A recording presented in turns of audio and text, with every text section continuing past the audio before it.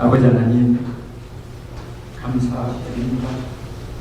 저희들에게 예배를 드릴 수 있는 마음과 시간과 장소를 허락해 주셔서 감사드립니다.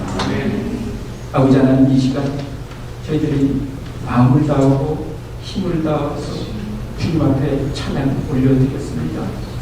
아버지 하나님, 저희의 마음을 받아주시고 기뻐 영광 받아 주시옵소서. 아버지 하나님, 지난 시간 동안에 아버지 하나님께서 부어주신 은혜에 감사하며 한 주를 살았습니다. 아버지 하나님, 저희들의 삶을 돌아보면 늘 저희들 앞길에 놓여있는 걸림돌에 넘어지고 아버지 하나님 또한 관계 여름으로 부딪히며 마음이 상하여지고 아버지 하나님, 그러한 가운데 아버지 하나님 앞에 나아갈 수 있는 그러한 길들이 멀고 깊고 너무 넓어서 어찌할 바를 모르는 저희들의 마음을 위로해 주시고 일으켜 세워주셔서 감사드립니다.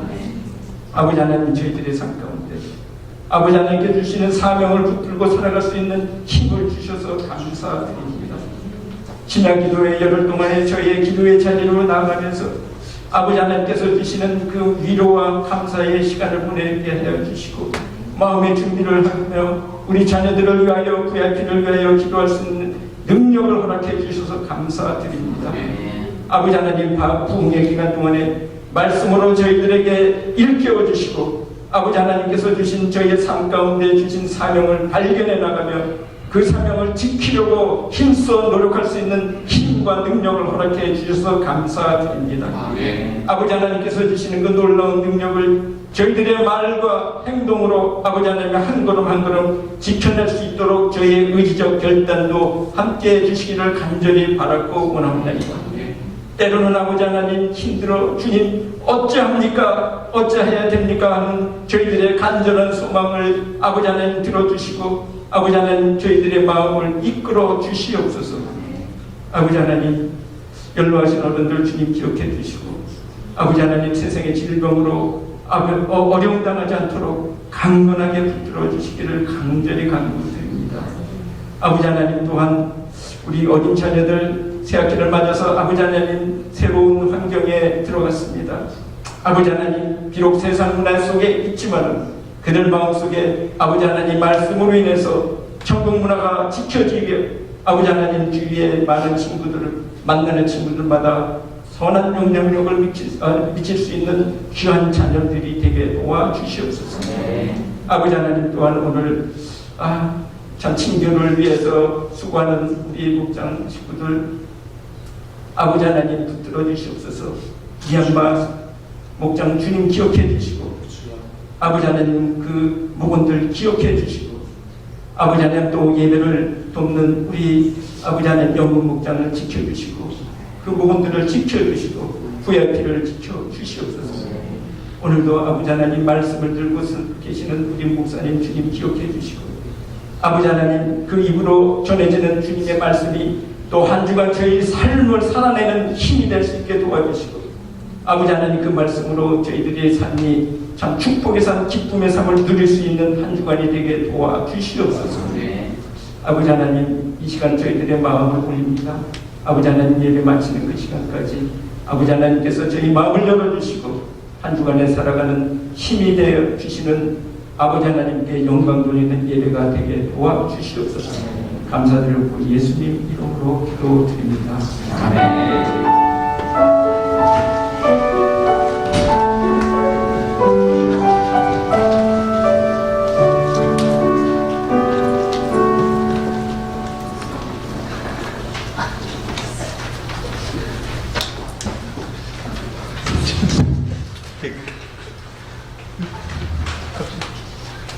하나님께서 우리에게 주시는 말씀은 한 절입니다.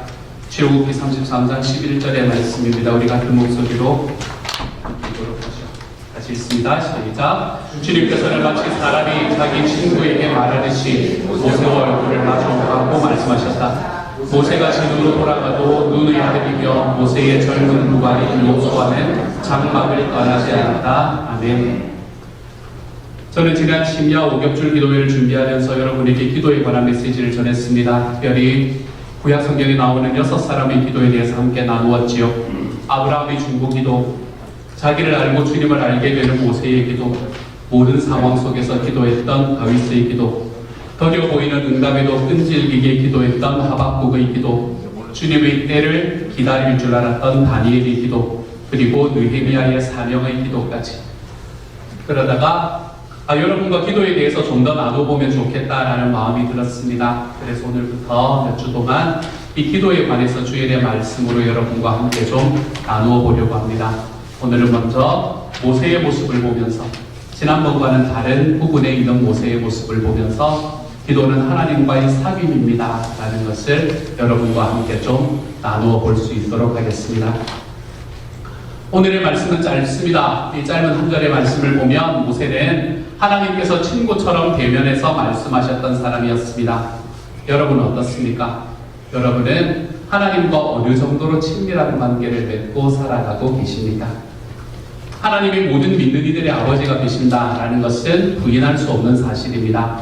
하지만 하나님은 믿는 사람들이 하나님과 맺는 관계의 질은 각각 다릅니다.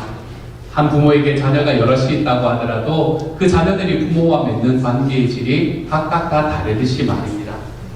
욥의 고백도 대단히 인상적입니다. 욥기 29장 4절의 말씀을 이렇게 말합니다. 같이 한번 읽을까요? 시작. 내가 그처럼 잘 살던 그 시절로 다시 돌아가서 살 수 있으면 좋으련만, 내 집에서 하나님과 친밀하게 사귀던 그 시절로 되돌아갈 수 있으면 좋으련만. 아멘. 욥과 하나님이 그렇게 친밀했다라는 사실을 욥이 지금 고백하고 있는 내용입니다. 사실 마치 사람이 자기 친구에게 말하듯이 모세와 얼굴을 마주하고 말씀하셨다라는 표현은 놀라울 만큼 인상적입니다. 구약 역사에서 가장 위대한 인물 중에 하나인 모세는 율법을 하나님께로부터 받아서 이스라엘 백성에게 전해준 인물이었기도 했었고, 이집트 제국의 왕자로 있다가 광야로 내쫓겼고, 그리고 거기에서 거의 포기한 듯한 인생을 살다가 인생 노년에 하나님의 부르심을 받고 오히려 그 노년의 인생의 전성기를 누렸던 인물이기도 합니다. 하지만 그는 자기가 그토록 원했던 가나안에 들어가지 못하고 그 가나안 목전에서 죽었던 인물이기도 하죠. 이 모세를 두고 오늘의 본문은 뭐라고 말하나 하면, 하나님의 친구처럼 하나님과 친밀한 관계를 가진 인물이었다, 이렇게 표현을 합니다. 이집트에서 살았던 처음 40년도 이렇게 하나님과 친밀하게 살았을까요, 모세가? 저는 그렇지 않았을 것 같습니다. 그러면 광야에서 보냈던 그의 인생 중반의 40년은 어땠을까요? 그럴 수도 있었겠지만 성경에는 그렇다는 증거를 우리에게 보여주지는 않습니다. 그의 삶을 변화시킨 결정적인 계기가 있었기 때문에 그렇지요. 그의 삶을 변화시켰던 결정적인 계기는 호렙산에 불붙는 가시떨기 나무 앞에서 하나님의 부르심을 받았던 바로 그 일이었습니다. 모세는 호렙산에서 있었던 그 가시떨기 나무에서 하나님의 부르심을 받은 이후부터 그는 하나님과의 관계가 완전히 달라지는 삶을 살아가게 되었습니다. 물론 모세는 평생 하나님을 알아왔겠지요. 평생 하나님 앞에 기도해 왔겠지요. 하지만 그는 인생의 어느 시점부터 하나님 앞에서 하나님과 특별히 친밀한 관계 속에서 살게 되었던 것입니다. 그의 인생은 하나님과 친밀해지는 계기가 있었던 거예요. 이걸 알면 여러분, 우리에게도 기회가 있구나 라는 생각을 하게 됩니다. 모세에게 계기가 있었다면 나한테도 계기가 있을 수 있겠구나 라는 생각을 우리가 할 수 있게 되는 것 같습니다. 오스월드 샌더스라는 목사님이 계십니다. 이분은 그의 책 Enjoying Intimacy with God라는 책에서 하나님과의 친밀함을 누리는 정도에 따라서 우리에게는 4가지의 차원이 있다라는 것을 우리에게 말해줍니다. 표를 찾으려고 했는데 표가 나오지를 않아요. 그래서 글로 설명을 드립니다. 우리에게는 4가지의 차원이 있는데 그 4가지로 하나님과 친밀함을 누리는 차원이 달라진다라는 걸 이야기를 합니다. 가장 밖에 있는 차원, 가장 밖에 있는 서클은 무엇인가 하면, 율법이 이스라엘 백성에게 주어졌을 때 백성들이 하나님의 임재하심을 볼 수는 있었지만 그 하나님께는 가까이 갈 수는 없었던 수준입니다. 그게 4번째의 서클이에요. 가장 바깥에 있는 원입니다. 출애굽기 19장의 말씀은 그것을 이렇게 표현합니다. 같이 한번 읽어보죠. 시작. 셋째 날을 맞이할 준비를 하게 하여라. 바로 이 셋째 날에 나 주가 온 백성이 보는 가운데서 시내산에 내려가겠다. 그러므로 너는 산 주위로 경계선을 정해주어 백성이 접근하지 못하게 하고 백성에게는 산에 오르지도 말고 가까이 오지도 말라고 경고하여라. 산에 들어서면 누구든지 죽음을 면하지 못할 것이다. 아멘. 무슨 말입니까? 백성들은 하나님이 계신 산으로 접근할 수는 있었지만 그 산에 올라가지는 못했습니다. 그들은 하나님께서 그 산에 임재하신다는 걸 눈으로는 볼 수도 있었지만 그곳에 가까이 가지는 못했죠. 그리고 하나님께서는 그곳에서 모세 너만 가까이 와라, 이렇게 이야기를 하고 있는 겁니다. 요 자리, 하나님이 임재하는 걸 볼 수는 있지만 가까이 갈 수 없는 자리, 요 자리가 바로 하나님과 우리가 경험할 수 있는 친밀함에 있어서의 네 번째 가장 바깥쪽에 서클이 되는 겁니다. 하나님께서 조금 더 가까이 오도록 허용하신 세 번째 차원의 서클이 있습니다. 하나님은 요 사람들에게 좀 더 특별한 체험을 허락해 주셨어요. 어떤 사람들인가 하면 모세를 제외하고도 아론과 그의 두 아들, 그리고 제사장들, 그리고 이스라엘의 장로였던 70명, 이 사람들에게는 하나님께서 좀 특별한 체험, 요 세 번째 서클에 들어올 수 있는 체험을 허락해 주십니다. 출애굽기 24장 9절부터 11절까지의 말씀이에요. 같이 읽습니다. 시작. 모세는 아론과 나답과 아비후와 이스라엘의 장로 70명과 함께 올라갔다. 거기에서 그들이 이스라엘의 하나님을 보니 그 발 아래에는 처목을 깔아놓은 것 같으며 그 말기가 하늘과 꽃 같았다. 주님께서는 이스라엘의 지도자들을 손으로 치지 않으셨으므로 그들이 하나님을 뵈며 먹고 마셨다. 아멘. 그들은 하나님 앞에서 먹고 마셨다 라고 이야기합니다. 여기서 하나님을 보았다라는 표현은 하나님께서 눈에 보이는 모습으로 나타나셨다라는 걸 이야기를 하는 거예요. 분명히 이것은 모든 백성에게는 허용되지 않았습니다. 그렇죠? 너희가 보기는 보겠지만 가까이는 못 온다 했는데 이들은 좀 가까이 가서 하나님과 먹고 마실 수 있는 특별한 체험을 했던 사람들입니다. 그런데 우리가 알다시피 여러분, 이 체험을 했던 사람 중에 대다수의 사람들은 얼마 지나지 않아서 금송아지를 만든 사람이 되어버립니다. 이 체험이라는 게 여러분 사람에게 절대적인 것은 아닌 것 같아요. 산 정상까지 올라가서 하나님을 뵐 수 있는 자격은 이들에게는 주어지지 않았던 거죠. 요들은 요 세 번째 서클 안에 머물러 있는 사람들이었습니다. 그 안에 이너 서클, 두 번째 서클이 있습니다. 이것은 하나님과의 친밀함을 더 가까이 경험하는 차원이에요. 24장 13절부터 14절의 말씀을 같이 한번 읽어봅시다. 시작. 모세가 일어나서 자기의 고관 여호수아와 함께 하나님의 산으로 올라갔다. 올라가기에 앞서 모세는 장로들에게 일러두었다. 우리가 여러분에게 돌아올 때까지 여기에서 우리를 기다리고 있으십시오. 아론과 훌이 여러분과 함께 있을 것이니 문제가 있는 사람은 누구든지 그들에게로 가게 하십시오. 아멘. 모세는 아론과 그와 함께 있던 장로들을 다 산 아래에서 기다리게 하고 산 정상으로 올라가는데 누구를 데리고 갑니까? 여호수아를 데리고 갑니다. 여호수아를. 이 그냥 지나치기 쉬운, 굉장히 지나치기 쉬운 대목입니다. 모세 외에는 아무도 허용되지 않았던 그 길에 여호수아는 모세의 수행 비서로 지금 따라서 올라가고 있는 겁니다. 사실 하나님께서 나중에 모세의 계승자로 여호수아를 지정하시거든요. 그렇게 지목하신 것은 실은 조금 더 이상한 일이 아닌 것 같아요. 여호수아야말로 모세 다음으로 하나님께 가장 친밀하고 하나님께 가장 가까이 다가갔던 인물이기 때문에 그렇습니다. 오늘 본문이 출애굽기 33장 11절의 하반절로 이렇게 말합니다. 모세가 진으로 돌아가도 눈의 아들이며 모세의 젊은 구간인 여호수아는 장막을 떠나지 않았다. 모세가 하나님을 만나기 위해서 이스라엘 진 밖에 쳐놓았던 회막에서 기도를 마치고 모세가 진으로 돌아간 다음에도 여호수아는 그곳에서 하나님께 기도하는 자리에서 여전히 떠나지 않았다라는 걸 말하고 있는 겁니다. 여러분, 이것은 여호수아가 얼마나 하나님과 친밀함을 유지했고 하나님을 사모했는가라는 것을 우리에게 너무나 잘 보여주는 말씀이죠.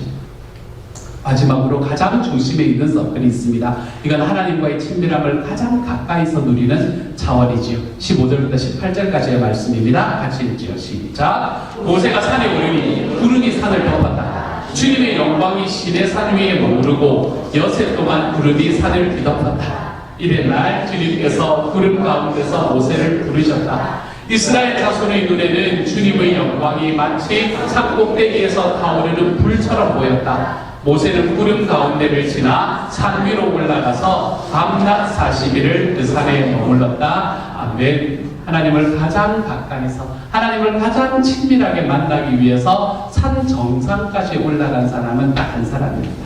라고 이야기합니다. 모세뿐이었지요. 모세는 하나님의 임재를 상징하는 구름 속 산 정상으로 올라가서 밤낮 40일을 그곳에서 하나님과 함께 지냅니다. 모세는 이처럼 차원이 다른 하나님과의 교제를 나누었고 하나님과의 친밀함을 차원이 다르게 누렸던 사람이죠. 이게 바로 가장 이너 서클입니다. 네 번째 서클, 세 번째 서클, 두 번째 서클, 가장 이너 서클. 모든 백성들이 함께 있을 수 있었던 서클. 장로들과 그리고 백성에 있던 이 아론과 아론의 자녀들이 함께 갈 수 있었던 서클. 모세와 여호수아만 갈 수 있었던 서클, 모세만 갈 수 있었던 끝입니다. 하나님께서는 이런 단계로 하나님의 친밀함으로 우리를 부르고 계시는 겁니다. 여러분, 이 네 가지의 차원 중에 여러분은 어떤 자리에 지금 계십니까? 여러분은 그곳에서 만족하고 계십니까? 여러분은 지금 있는 그 자리에서 여러분의 인생을 보내다가 여러분의 인생의 마지막을 맞이하시겠습니까? 아니면 한 걸음씩 한 걸음씩 나의 발걸음을 그 이너서클로 더 들어가 보려는 연습을 해보고 노력을 해보는 삶을 살아가시겠습니까? 시편 90편의 말씀은 하나님의 사람 모세의 기도라는 표제어가 붙어 있습니다. 여기서는 모세를 하나님의 사람이라고 표현을 합니다. 사람들은 모세를 뭐라고 이야기하냐면 위대한 지도자라고 이야기할 수 있습니다. 위대한 지도자죠. 모세는 위대한 지도자가 맞습니다. 율법을 이스라엘 백성에게 준 사람, 그렇게 이야기할 수 있습니다. 하지만 성경은 모세를 딱 한마디로 표현하는데 하나님의 사람이다 라고 표현을 합니다. 그는 하나님과의 친구와 같은 사람이었습니다. 친구라는 말은 모세는 하나님의 마음을 잘 알았다는 거예요. 마음도 모르는데 무슨 친구라 그럴 수 있겠어요. 그렇죠? 척하면 착해야 친구가 되지 않겠습니까? 여러분? 아 하면 어로 받아들여줘야 친구가 되는 게 아니겠습니까? 하나님께 가까이 나아가서 하나님과 사귀었던 이 사람이었던 모세는 인간적인 눈으로 보면 어쩌면 성경에서 가장 불쌍하고 비참한 사람 가운데 하나로 보일 수도 있습니다. 처음 40년도, 그의 인생의 첫 40년은 부모와 떨어져서 이집트의 왕궁에서 자라야 했던 시간이었습니다. 여러분, 부모가 떨어진다는 게 얼마나 마음 아픈 일입니까? 그렇죠? 그 이후에 중간에 있는 40년은 광야에서 무명의 목자로 살아야 했습니다. 이 사람이란 이 모세라는 사람이 존재하는지 존재하지 않는지도 모르면서 그렇게 살아가야 되는 삶이었죠. 인생의 마지막 40년도 광야에서 하나님을 향한 신뢰와 믿음이 결여된 하나님의 백성을 인도해야 되는, 자기한테 맨날 찾아와가지고 불평만 하는 이 인간들, 내가 안 하고 말지 여러분 사임도 못합니다. 하나님께서 그 자리에 세우셔가지고 사임을 할 수도 없는 그의 삶에서 사람들로 인한 고난으로 가득 점철된 삶이었죠. 무엇이 그로 하여금 마지막 40년의 고된 인생을 견디게 만들어 주었을까요? 그가 기도의 사람이었고 하나님의 친구였다는 사실보다 더 명확하게 그것을 설명해 줄 수 있는 것은 없습니다. 여러분 삶에 힘들고 어려울 때 제일 여러분의 삶에 찾고 싶은 사람이 누굽니까? 나와 같이 있어주는 친구잖아요. 우리의 삶에 정말 힘들고 어렵다고 해도 나를 끝까지 믿어주고 내 옆에서 끝까지 서 있을 수 있는 그 친구 한 사람이 우리에게 있으면 우리의 삶은 견디지 못할 게 없잖아요. 모세가 그의 마지막 40년을 그 사람들의 많은 그것 속에서도, 이 불평 속에서도, 어려움 속에서도 견딜 수 있었던 이유는 친구 같은 하나님이 그와 함께 계셨다는 사실, 이것보다 우리에게 더 분명한 것은 없는 것 같아요. 모세가 호렙산에서 하나님의 부르심을 받고 이집트 왕의 바로를 대면한 후에 이스라엘 백성의 삶이 더 고달파졌을 때 이스라엘 백성은 하나님과 모세를 원망합니다. 모세를 원망하고 비방하고 너 때문에 우리가 이렇게 더 힘들어졌다라고 이야기합니다. 그런데 그때 모세는 하나님께 엎드렸습니다. 이스라엘 백성이 물이 없다라고 모세를 비방하며 모세와 다툴 때가 있었습니다. 그때 모세는 주님께 부르짖었습니다. 광야의 길을 가다가 강력한 아말렉 군대를 만났을 때 그는 하나님께 손을 들어 기도했습니다. 그리고 그 기도로 전쟁에서 승리하는 경험을 하게 되지요. 백성들이 금송아지를 섬겨서 범죄했을 때 그는 하나님께 올라가서 하나님의 백성을 대신해서 자비를 구하는 기도를 드렸습니다. 심지어 자기 이름을 생명책에서 지우시더라도 하나님의 백성은 구원해달라라고 그는 하나님께 기도했었지요. 여러분, 백성들이 이 모세를 향해서 반역을 일으킬 때마다 모세가 취했던 행동을 우리가 좀 주목해 볼 필요가 있습니다. 가데스 바네아 너무나 중요한 곳이었습니다. 여기에서 잘만 통과했으면 가나안 땅은 그냥 먹을 수 있는 그런 곳이었었는데, 이곳에서 백성의 12분의 10, 지금 제가 수요일 날 그때 설교 때 말씀을 드릴 때는 0.00001%였잖아요. 그 사람들만을 제외하고 나머지 모든 사람들이 가나안에 대해서 부정적인 보고를 하고 부정적인 보고를 하자 백성들은 모세 외에 한 지도자를 세워서 이집트로 돌아가자. 인간은 우리를 죽이려고 지금 우리를 데리고 간다. 그러니까 인간 말고 다른 지도자를 세워서 이집트로 돌아가겠다라고 이야기합니다. 근데 그때 성경은 뭐라고 말하냐면 모세와 아론은 이스라엘 자손의 온 회중 앞에서 얼굴을 땅에 대고 엎드렸다라고 기록합니다. 고라의 반역이 이후에 일어났을 때도 마찬가지였습니다. 고라라는 사람과 그의 가정이 일어나서 모세에게 덤비고 아론에게 덤볐을 때 모세는 그들의 말을 듣고 하나님 앞에 엎드리게 됩니다.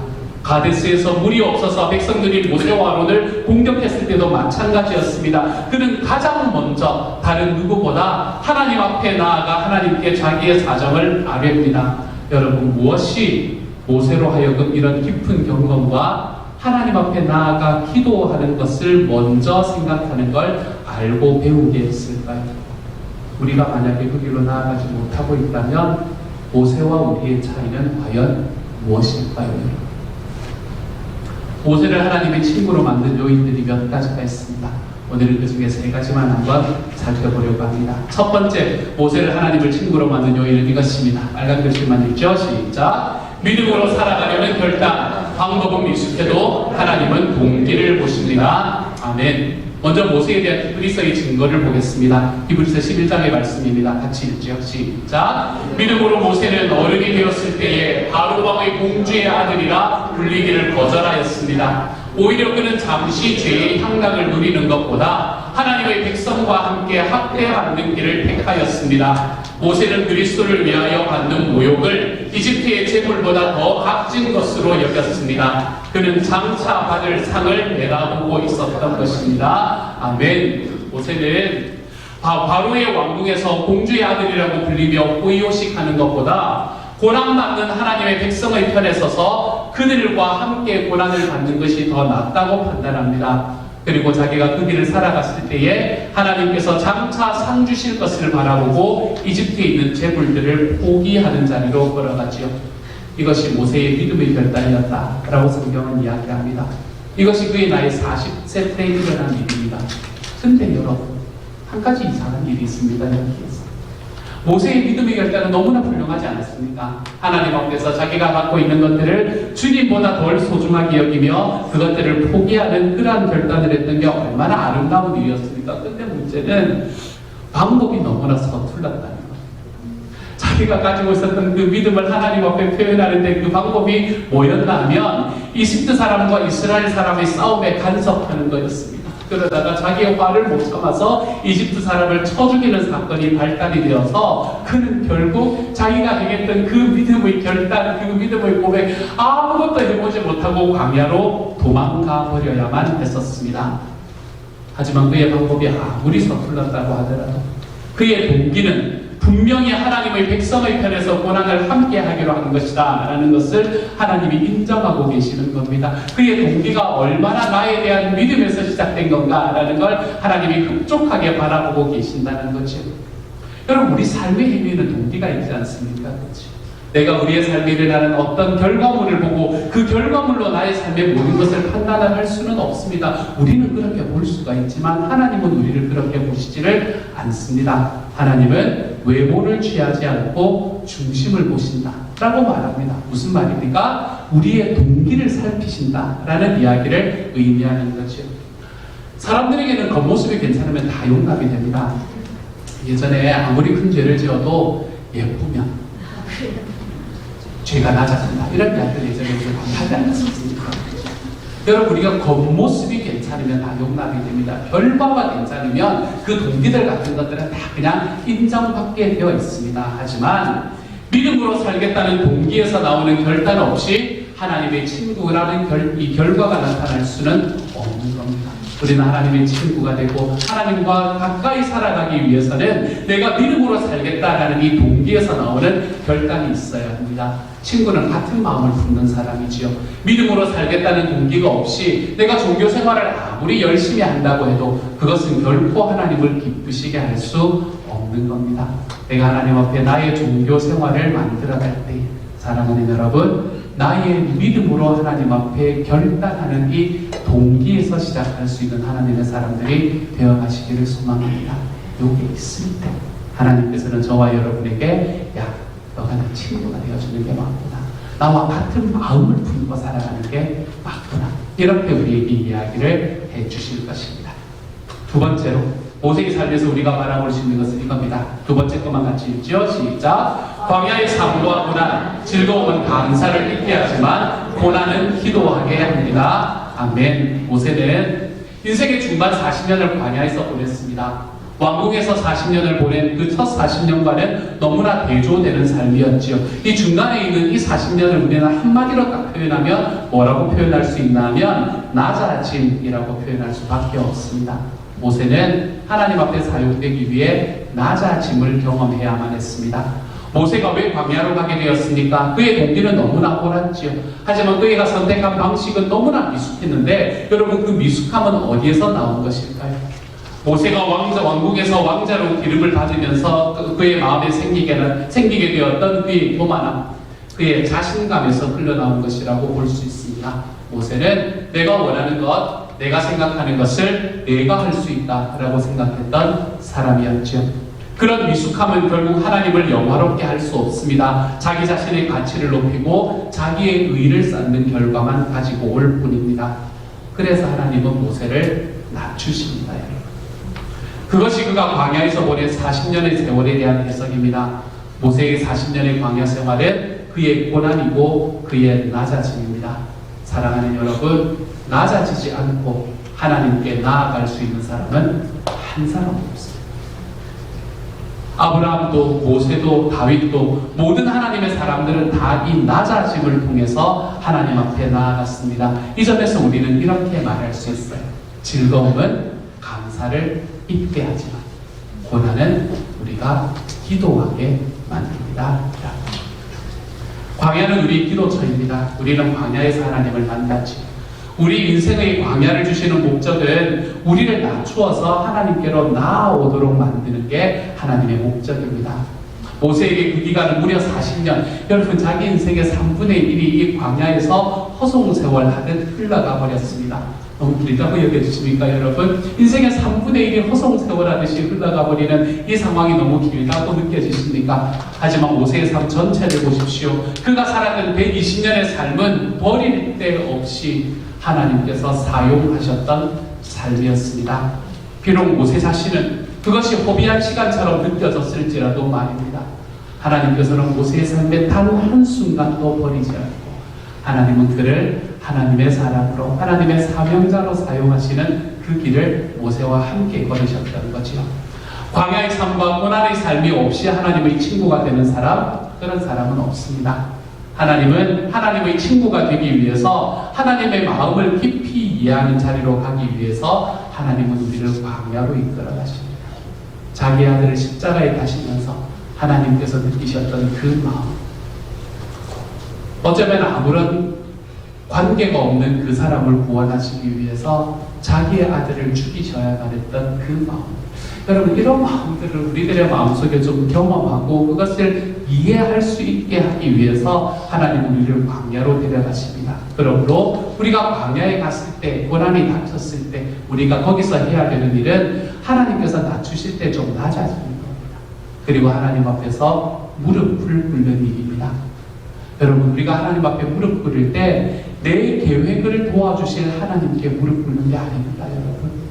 내 계획이 있고 내 계획을 도와주실 하나님께 무릎 꿇는 것이 아니라 주님 앞에 무릎 꿇을 때는 내가 할 수 있는 것이 아무것도 없다는 것을 알고 주님 앞에 무릎 꿇는 겁니다. 그때 하나님께서 우리의 삶에서 주님과의 친밀함을 회복해 가십니다. 그때 하나님께서 우리들의 삶에 하나님이 나와 함께 하심이 어떻게 보여지는지를 알려주시게 되는 거죠. 그렇게 모세는 하나님 앞에 그렇게 낮아짐의 자리로 들어가는 가운데에서 하나님을 보고 들은 사람이 될 수 있었습니다. 여러분, 모세는 하나님을 본 사람이었잖아요. 하나님을 보고 하나님을 보고 그리고 그 하나님 앞에 머물렀던 사람입니다. 하나님께서 자기 자녀들을 변화시키는 가장 주요한 방법은 하나님을 보게 하는 겁니다. 여러분, 보이지 않는 하나님을 어떻게 볼 수 있는 걸까요? 보이지 않는 하나님을 볼 수 있는가? 모세는 하나님께 처음 부르심을 받을 때 호렙산에서 불붙는 가시 떨기나무를 통해서 거룩하신 하나님을 보았습니다. 여러분, 이게 뭐 이상한 일이 아닌가요, 여러분? 그리고 호렙산에서 아무 불이 없는데 가시떨기나무에 불이 붙는다. 이것이 특별한 일일까요? 일상적인 일일까요? 이상적인 일입니다. 너무나 건조하고 그리고 너무나 햇빛이 내려쬐이는 그곳에서는 너무나 당연하게 너무나 건조한 곳에 여러분 햇빛이 계속해서 쬐이게 되면 그곳에 그 건조한 이 덩굴에 불이 붙는 것은 요즘 또 자연 발화 같은 게 있잖아요. 그렇죠? 그때 당시에는 일상적인 일이었습니다. 그 일상적인 일을 바라보고 모세가 두려워하거나 모세가 놀랄 이유가 하나도 없었습니다. 근데 모세가 놀랐던 이유는 뭘까요? 그게 타는데 안 타는 거예요. 불은 붙었는데 이게 타면 아무 문제가 없는데 이게 안 타는 겁니다. 자세하게 바라보기 시작했습니다. 그랬더니 그곳에서 하나님이 보이기 시작합니다. 하나님께서 우리들의 삶에 보여주시는 것은 뭔가 특별한 것으로 우리에게 보여주시지는 않습니다. 내가 하나님 앞에 꿈을 꿨더니 하나님께서 나에게 뭔가 놀라운 천국의 집을 영광, 여러분 하나님 우리에게 보여주시지는 않습니다. 여러분, 혹시나 여러분의 삶 속에서 뭔가 내가 꿈을 꿨는데 내 꿈에서 주님을 만났고 주님은 나에게 이런 이야기를 하셨으니 당신은 내 말을 들어야 합니다. 이런 이야기를 여러분이 만약에 들으시면 일단은 이단이구나 이렇게 생각하시는데 일단은 이단을 주의해 주시면 됩니다. 주의해 주시면서 진짜 그런가 이렇게 눈을 이렇게 꼬부랑 눈을 이렇게 좀 바라봐 주시면 됩니다. 우리가 하나님께서 우리에게 말씀하신다, 자기를 보여주신다라는 것은 하나님께서 우리에게 어떻게 보여주시냐 하면 말씀을 넘어서는 어떤 특별한 이런 환상으로 보여주시는 것이 아니라 주님의 말씀을 우리에게 딱 들어서 우리가 주님의 말씀을 딱 들었습니다. 예전에는 너무나 당연한 말씀으로 들리는 게 그날은 눈여겨보게 귀 기울여 듣게 이게 이런 말씀이었구나. 하나님 앞에 다시 한번 깨닫게 되고 살아가 볼 수 있는 마음을 가지게 되는 바로 그때가 내 주님을 바라보는 순간이 됩니다. 그러므로 우리는 주님을 언제 만나게 됩니까? 하나님을 예배할 때 만나게 됩니다. 여러분 주일날 와서 저의 말씀을 들을 때에 여러분이 주일날 와서 찬양을 하면서 찬양의 가사를 여러분이 고백할 때에 그럴 때에 여러분은 하나님의 음성을 듣고 하나님의 모습을 볼 수 있는 사람이 되는 거죠. 우리가 하나님을 만났을 때 여러분 저는 예전에 대학을 다닐 때 이런 이야기를 참 많이 들었었는데 여러분 어떻습니까? 주님을 만나면 여러분 어떤 포즈로 맞이하시겠습니까? 이런 거 우리 예전에 많이 했었어요. 오늘 지금 이곳에 하나님이 짠 나타나셨단 말이에요. 그러면 어떤 포즈를 할까? 10초 정도 드리면 생각할 수 있습니다. 예전에 제가 대학교 1학년 때 이 이야기를 듣고 제가 했던 정말 지금 생각하면 참 부끄럽긴 한데 그 TV나 이런 걸 너무 많이 봤던 것 같아요. 저는 이렇게 하겠다고 했습니다. 그림이나 뭐 TV 이런 거 보면 이렇게 하는 거 있잖아요. 그런 거 하겠다고 이야기를 했던 기억이 나는 것 같아요. 주님께서 우리에게 만나러 찾아올 때에 내가 하나님을 만났을 때에 나는 하나님 앞에 어떤 모습으로 만나게 되는 걸까요? 내가 주님을 만났을 때에 내가 주님을 만나는 그 순간에까지 내 마음에 가지고 있는 나의 욕심과 내 마음에 가지고 있는 나의 욕망을 하나님이라는 이름으로 이루기 위해서 그때도 주님께 말하고 이야기하는 사람이 되어 있습니다. 내가 내 주님이 어떤 분이신지를 딱 만나는 순간에 우리는 내 삶에 있는 모든 것들 성공이나 번영이나 성취, 이 모든 것들이 나의 삶의 두 번째 자리에 탁 물러가 버린다는 것을 우리는 경험할 수밖에 없습니다. 우리는 내 주님을 만나는 순간에 내 삶에 포기할 수 없는 그것은 바로 내 주님을 만나는 것이고 내 주님과 함께 동행하는 것이다 라는 것을 깨달을 수밖에 없는. 그래서 요한일서 말씀은 이렇게 이야기하지 않습니까? 같이 한번 읽어보도록 하죠. 시작. 사랑하는 여러분, 이제 우리는 하나님의 자녀입니다. 앞으로 우리가 어떻게 될지는 아직 밝혀지지 않았습니다만 그리스도께서 나타나시면 우리도 그와 같이 되심을 압니다. 그때 우리가 그를 참모습대로 뵙게 될 것이기 때문입니다. 아멘. 주님을 만나게 되면 내가 하나님의 자녀가 된다는 게 이렇게 행복한 일인가 라는 걸 깨달을 수 있게 됩니다. 내가 하나님의 자녀가 됐다는 게 이렇게 즐거움입니다. 주님께서 내 삶과 함께 하신다는 것, 주님께서 나의 삶과 친밀해지신다는 것이 이렇게 즐거운 일인가라는 것을 우리는 우리의 삶에서 비로소 깨닫게 됩니다. 주님은 이렇게 보여주심으로 우리에게 하나님을 알게 하십니다. 그래서 이 모세는 하나님을 보고 들었던 사람, 말씀을 통해서 이 모세에게 보여주시고 들려주셨던 하나님은 저와 여러분의 삶 속에서도 동일하게 말씀을 통해서 우리의 삶을 통해서 당신을 보여주시고 들려주시는 분이 되는 겁니다. 하나님과 친구가 되었던 모세의 삶은 여기서 끝나지 않습니다. 모세는 하나님과 친구가 되었다. 그러면 나는 뭐냐? 이야기할 때 우리 예수님께서 육신을 입으셨을 때 제자들에게 하신 놀라운 말씀이 있습니다. 요한복음 15장의 말씀이 너무 좋은 말씀이에요. 너무 행복한 말씀인데 같이 읽어보도록 하죠. 시작. 내가 너희에게 명한 것을 너희가 행하면 너희는 나의 친구다. 이제부터는 내가 너희를 종이라고 부르지 않겠다. 종은 그의 주인이 무엇을 하는지를 알지 못한다. 나는 너희를 친구라고 불렀다. 내가 아버지에게서 들은 모든 것을 너희에게 알려주었기 때문이다. 아멘. 예수님께서 우리에게 뭐라고 부르나 하면 구약성경 전체를 통틀어서 하나님의 친구다라고 부름을 받은 사람이 모세밖에 없었는데 하나님께서는 저와 여러분을 너는 나의 친구다라고 이야기해 주십니다. 우리가 어디 모세에 비하겠어요? 그렇죠? 우리가 어디 그 믿음의 위인들에 비하겠습니까? 그런데 예수님께서는 우리에게 내가 널 위해 죽지 않았냐? 그렇기 때문에 내가 너를 나의 친구로 삼아준다 라고 이야기하시는 분이 바로 우리 주님이십니다. 그러므로 그리스도인은 자기 감정이 이끄는 대로 자기의 마음의 생각대로 자신을 내맡기고 살아가는 사람이 아닙니다. 우리는 하나님의 뜻대로 살고 싶은 욕구를 가진 사람으로 변화되게 되었습니다. 그래서 주님은 우리를 친구라고 부릅니다. 여러분, 이것이 얼마나 큰 은혜입니다. 우리의 신앙과 성숙은 이런 하나님과의 관계에 의해서 결정됩니다. 그냥 오래 교회 생활을 했다라고 사람이 변하지는 않습니다. 그러므로 우리가 하나님과 예수님과 친구가 되기 위해서 어떻게 살아갈 수 있을까? 이 두 가지의 교훈을 마음에 새기고 살아갈 수 있기를 소망합니다. 첫 번째 같이 읽읍시다. 시작. 하나님과의 더 친밀한 관계를 사모하십시오.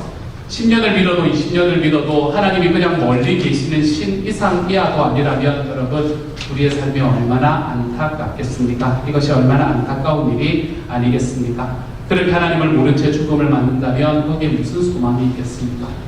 나폴레옹이 온 군대를 이끌고 한 산으로 올라갔다가 그 산에서 이렇게 바라보고 자기의 부하들에게 했다는 이야기. 이 산이 아름다라고 이야기했다는 그 이야기. 이런 우스갯소리처럼 우리가 이 땅을 온 힘을 다해서 살고 살다가 내 주님을 만났는데 그때 이 삶이 아니었나 봐 라고 여러분 이야기를 해야 된다면 이것이 얼마나 안타까운 일이 되겠습니까?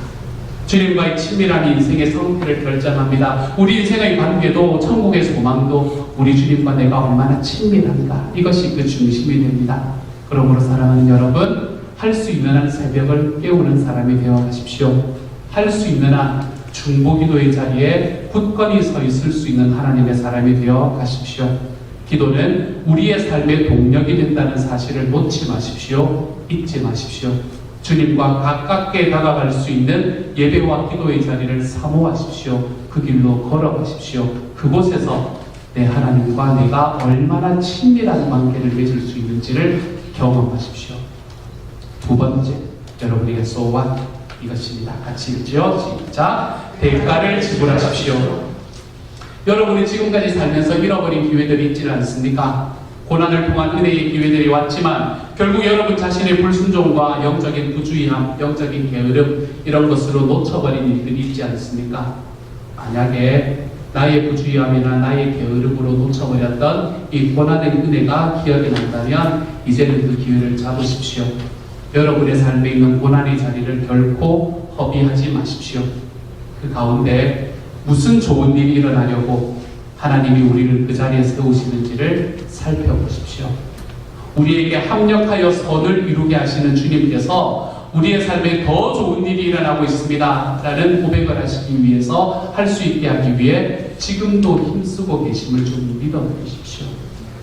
또한 대가를 지불한다라는 것은 여러분의 영혼이 광야와 같이 메마른 상황이 있다고 하더라도 하나님 앞에 무릎 꿇기를 그치지 않는 일입니다. 신앙이 무기력한 상태를 면치 못하는 이유는 이러한 영적인 통찰이 없는 까닭에 복음을 마음으로 깨닫고 더욱 배워가지 못하며 그저 설교나 누군가의 이야기에서 받는 감정적인 반응에 일희일비하기 때문에 우리의 신앙이 자라지를 못하는 겁니다. 주님께서 우리 모두의 인생 가운데 하나님께서 그 친구와 이야기함 같이 대면하여 말씀해 주시는 깊은 경건의 자리로 걸어갈 수 있는 저와 여러분이 되기를 소망합니다. 하나님의 친구로 여기심을 받고 예수님의 친구로 여김을 받는 그 은혜의 자리로 하나님께서 우리를 인도해 주시기를 소망할 줄 아는 하나님의 사람이 되기를 소망합니다. 그러한 기회가 왔을 때 우리의 삶이 기도의 자리로 한 걸음씩 걸어가는 일을 주저하지 않을 수 있는 하나님의 사람들이 되어가시기를 소망합니다. 어떤 상황에서도 기도의 자리에 서는 것을 놓치지 않고 내가 주님과의 친밀한 관계 속에서 어떤 일이 있어도 내 주님 앞에 엎드리며 걸어가고 주님이 나의 삶에 말씀하시는 어떤 고난 속에서도 주님이 나에게 얼마나 더 좋은 일을 이루게 하시려고 하나님이 그것을 나에게 허락하시는지를 기대하고 고백하며 살아가 볼 줄 아는 하나님의 사람이 되어 가시기를 소망합니다. 이제 우리는 얼마 안 있으면 111 기도 20기를 시작을 하게 됩니다. 여러분의 삶에 있는 어떠한 기도의 자리에도 여러분의 삶의 한 걸음을 먼저 디뎌내서 내 주님과의 친밀한 관계에서 내가 지금 4번째 서클에 있다면 3번째 서클, 3번째 서클에 있다면 요수아와 같은 서클, 요수아와 같은 자리에 있다면 내가 모세와 같은 자리, 우리 주님께서 우리를 불러주시는 그 친밀한 관계 안에 있는 친구의 자리에 한 걸음씩 좀 걸어 들어가 볼 수 있는 하나님의 사람들이 다 되어 가시기를 우리 주님의 이름으로 축복합니다.